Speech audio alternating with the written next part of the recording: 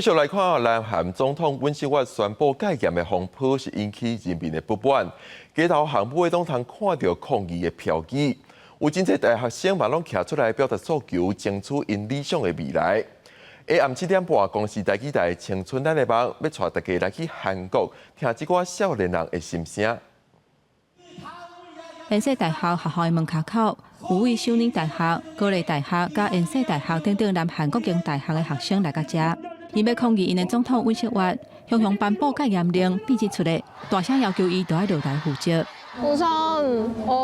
비상계엄 선포는 정말 있을 수 없는 일이었는데 그거에 대한 책임을 그 누구도 지지 않고 있어서 그거에 대한 책임으로 윤석열의 탄핵을 요구하고 싶습니다. 这场抗议的背后，其实嘛显示韩国社会长久以来世代对立，还有少年人承担的经济压力。根据2024年南韩统计厅的调查，在韩国要食唔讨谈的少年人数量已经有到44万人，创下历史新高。 若是有结婚的话，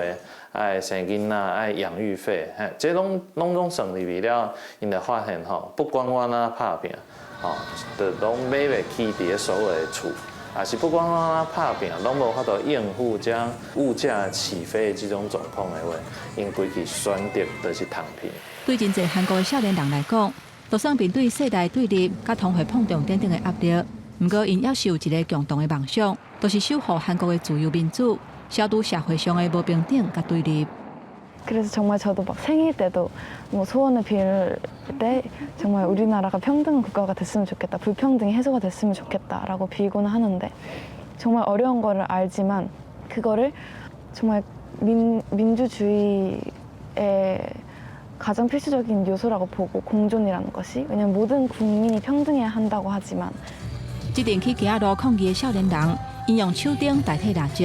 象征因的希望袂去互拍花去，为着因心目中的民主甲正义，要为家己甲国家来发声。记者陈雅纯、连新维韩国报道。